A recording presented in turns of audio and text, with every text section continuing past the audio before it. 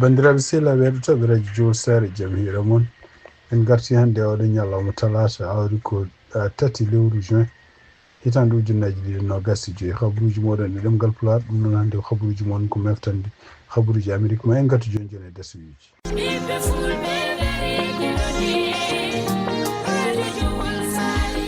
radio Jool Sare International dole lingu gondia kono dole radio Jool Sare ko hettuyankoɓe mum Amérique, Asie, Océanie, Europe, Afrique no keɗo radio Jool Sare International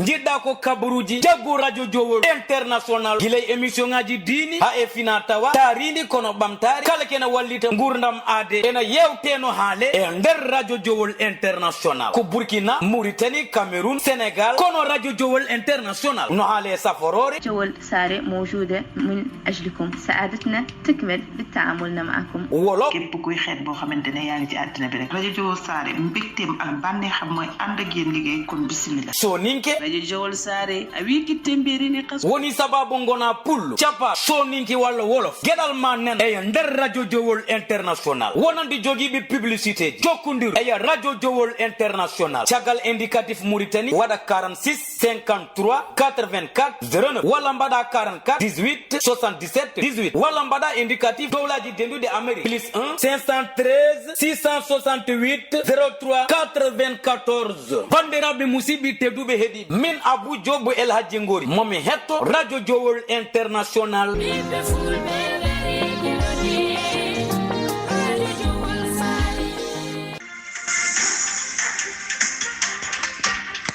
bandiraɓe sehlaɓe heɗotoɓe radio Jool Sare jaam hiira no mbiɗen gardini men ni habaruji men hannde ko habaruji États-Unis ɗum noon ko tonto Maison Blanche tungɗade habaruji gomri tonto Maison Blanche kanko kala ne wiɗo omon continue fewnidde oɗo isaji no ko haalate hakkunde jotodiral walla ceelagal hakkunde kanko Donald Trump e kanko Elon Musk caggal nde Elon Musk kañum hoore mum yalti ligade gouvernement officiellement à partir du 30 mai tungɗade hannde ko haala hono kanko Elon Musk ene wayno won gueɗe ɗe wullitino ko fate no décision ngaji Donald Trump ƴeftere surtout ko fate commerce international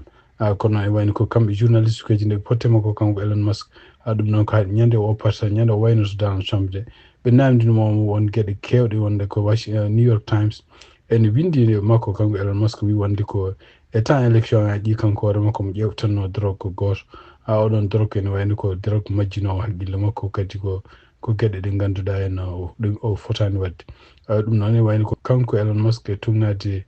kadi ko CNN windi ene woni o salimi jaabade ɗiɗon journaliste uji ko ɓen kalata ko so tawi ko haafere New York Times haalata oɗo New York Times so kalɗo e gueɗe ɗe ngannduɗaa ɗe godani surtout ene wiide wonde Donald Trump takkude ɗum wonde ko Donald Trump jokkondiru e Russie o so tawi ko ɓen kalate ɓen potani haalede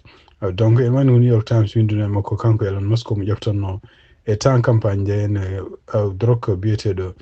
kétamine ɗum noon kadi ko drogue ɓe mbiyata ko anesthésiant kañum hoore mum ne jogii gueɗe ɗe ngannduɗaa en ne waawi majjinde haqqille mais kadi mo ƴeftanno gueɗe likki drogue goɗɗo kadi biyeteɗe extasi ɗeɗo fof ko gueɗe ɗanninoje walla ko gueɗe kam wayno sa guittoje kala ko wiyete stress kono ene wayno ko gueɗe kadi puynoje haqqillaji kanko Elon Musk ene woni o yeddani ɗum ko wawi wonde fof o yalti oɗo saa joni toon to gouvernement o haysindo Donald Trump rokkimo carte blanche nde yiɗade Maison Blanche omo wawi arde ɗum noon wayno oɗo saa joni kanko Elon Musk wi hucci tan hen kadi ko compagnie makko surtout Tesla compagnie pewno autoji électrique compagnie mo biyaɗo yani sibabude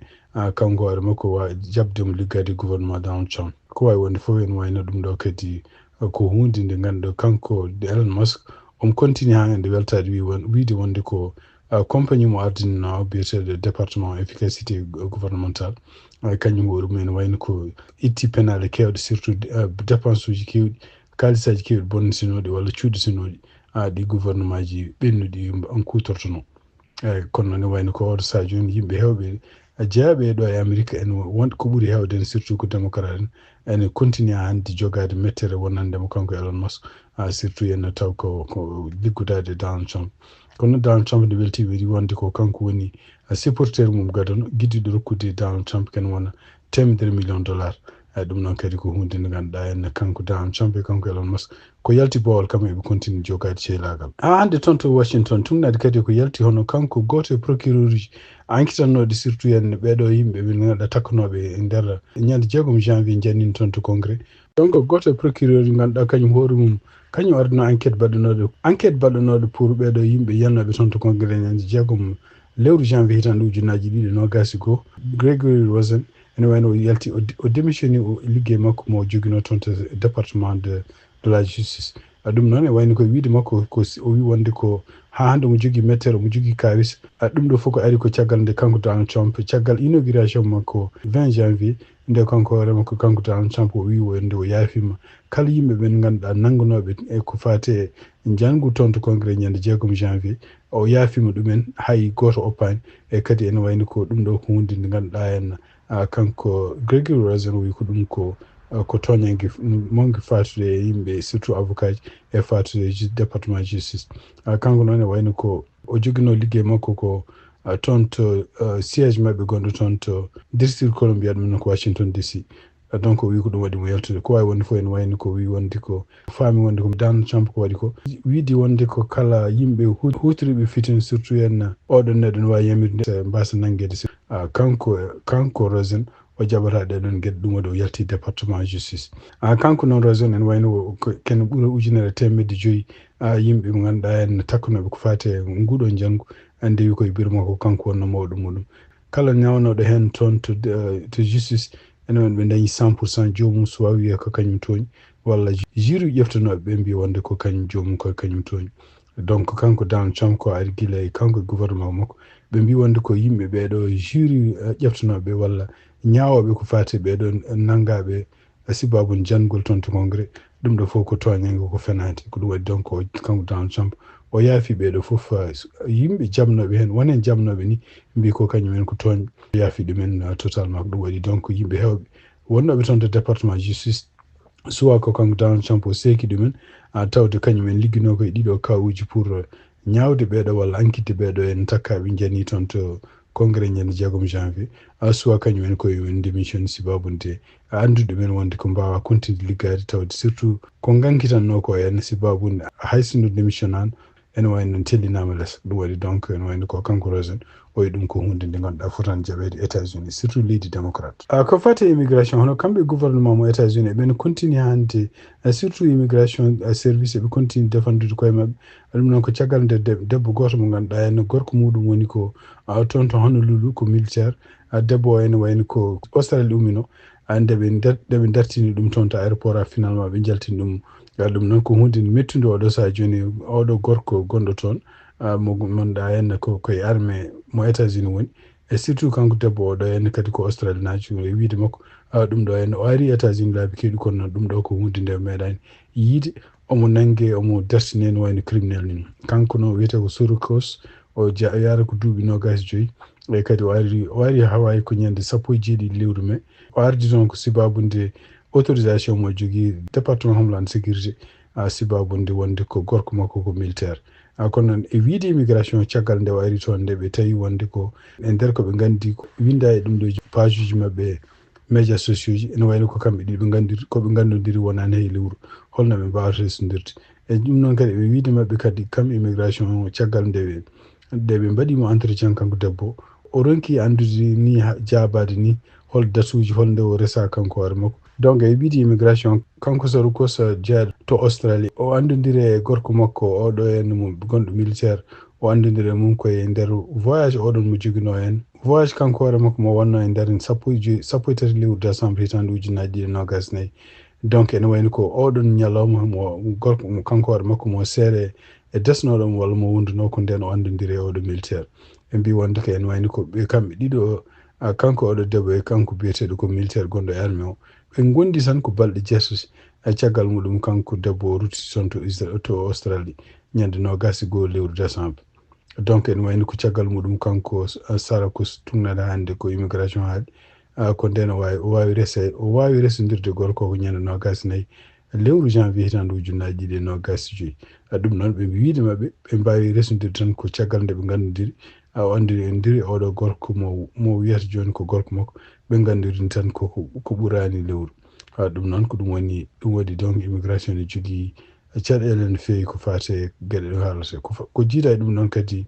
kamɓe immigration service mo CBP e mbi wonde mi jii kadi e nder téléphone makko texte uji kewɗi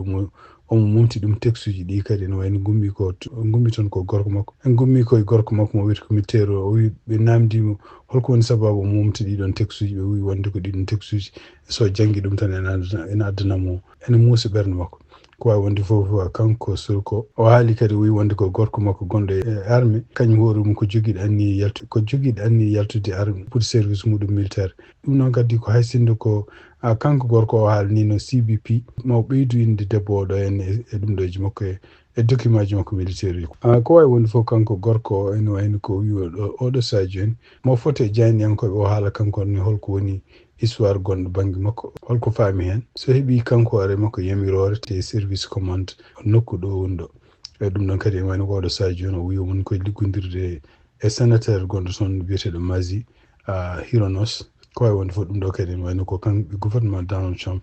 walla service immigration ɓe no continue kadi oɗo saji joni ne ɓeydude doole yimɓe ɓe nanngata ko fate yimɓe mbiyata ngala kayitaji wonɓe ɗo hande ko fate immigration hono kanko tugnade hande e ABC News hono kamɓe gouvernement Donald Trump tugnade e rapport aji gummi toon ɓe mbi wonde ko en wayno ko e nder jonti ɗiɗi ɓe mbawi nawde ken wonde 150 e immigré ji ɗum noon ittude ɗumen toon to nokkuji gonɗi toon to Houston Texas nawtude ɗum toon to Mexico wiide maɓɓe kadi en wayno ko ɗum ɗo waɗi ko hakkude 19 lewru mai e 53 lewru mai ɗum noon e wiide maɓɓe kadi ɓeeɗo ko ɓuuri hen hewde kadi ko yimɓe ene waɗi hen 11 neɗɗo ko yimɓe tawnoɓe ko ñaawaɓe ko criminel uji en fitinaji walla mbaɗi bonandeji contre sukaɓe e kadi won neɗɗo goto gonɗo hen kadi kañum hoore mum ene wayno ko nanggaɗo ken wonde naati États-Unis laabi ken won nogasi go taw ko laabi ɗi gona gonga total tugnanande rapport ko haali ɓe mbi ko immigré ji nawtaji ɗi hen ko ɓuuri hen hewden ñaawama walla tawama kañumen toñi ken won laabi 1jeeɗiɗi ɗum ɗo ko bonnandeji ɗi ɓe mbaɗi ɗo États-Unis tugnade hande service immigration ko haali ko surtout kanko biyeteɗo Millen ko haali o wi wonde ko gouvernement Trump e yiɗi ko ɓeydude yimɓe nangueteɓe ɓe taw gonɗo ko sappo wattude ɗum 3 par ñalawma ɗum noon e wayno ko haɗo jaratan ɗo ene tugnade ko service immigration ko haali eɓe nanganno ken wona ujunnaji 3 neɗɗo par ñalawma donc ɓe jiiɗi ko ɓeydi ɗum ken wona laabi 3 tugnade hande service aji gommiɗi toon to ICE e tugnade kadi hande service aji ɗiɗo avocat ji ganduɗa walloɓe pelle kadi toppiti défendude droit de l'homme ko kala mbi wonde ko kamɓe ICE koɓe ɓuuri wawde wadde joni ko nanngude yimɓe ɓe ganduɗa ene jogui rendez-vous ji surtout so gari toon to service aji immigration taw ngala avocat ji ne gondi mumen walla ƴewde gueɗe ruttade kadi e page uji mumen ɗi kalano surtout page uji ko en Facebook en walla médias sociaux ji ƴewde gueɗe ɗe kalata surtout en taw gueɗe ɗe ene kadi ko gueɗe lundide ko way ko fate constitution mo Amérique haalde hunde ko fate sehlaɓe Amérique ko wayno Israël ɗum noon e wayno oɗo saji joni ɓurɓe tampude ko fate ɗeɗon gueɗe e surtout en oɗo saji ko yimɓe jeeyaɓe toon to Moyen-Orient ɗum noon état ji gonɗi toon to banggue funnangue hande ko jiita e ɗum ɗon hono kamɓe service immigration walla service FBI département gonɗo toon to Colorado donc oɗo Égypte najo biyeteɗo Mohamed Sabri Souleymane jaaroy duuɓi 45 nangganoɗo toon to Bulldog Colorado sibabude kañum huuɗo welligol e jenggol caggal nde kadi kamɓe yimɓe procureur nde ɓe mbaɗe makko entretien o wonde ene wayno ko kanko ha hande o nimsirani ko waɗi ko kadi ha hande ko continuité wadde ko waɗata ko yiɗi ko warde kala juif en ɓe ganduɗa en ko mbiyata yimɓe juif en sibabude gueɗe ɗe mbaɗata toon to Palestine kanko noon sifti ɗon jeeya ko toon to Égypte e ko yalte kabaruji hande surtout en ko ABC News ko haala wi wonde ko kamɓe procureur uji toon to Colorado ene wayno ɓe mbawi kadi arde ɓe nanngude jomsude makko e sukaɓe makko ɗum ɗo fof noon e wiide mabɓe ko sibabude oɗo saaha joni ɓe tuumi wonde ko kanko nde waɗata ɗeɗon gueɗe nde o wawino haaldude e galle makko donc joom suudu makko e famille makko fof ne andi ko waɗata ko ɗum noon kadi ko hunde nde ganduɗa oɗo saha joni ko hunde woni koye ƴeewede est ce que ɗum ko wona hunde lundinde constitution tumnade hande ko haali woyi wonde ko kanko nde waɗata ɗum de ala mo haalde ni sehil makko ni bawɗo wonde fof ko kanko ƴefti responsabilité makko kono noon ene wayno ko oɗo saha joni joom suudu makko e sukaɓe makko nana nangga enen goni koye enquêtede bandiraɓe sehilaɓe heɗotoɓe radio Diowo Sarr ɗum woni min joganno on ko fate habaruji e ɗemgal Pulaar ɗum noon ko habaruji men ko américanité kaaɗi amma en gartu janggo so Allah jaaɓi siftinoɗon tan hannde ko talata hawri ko 3 lewru juin hitande ujunnaji 2025 on jarama.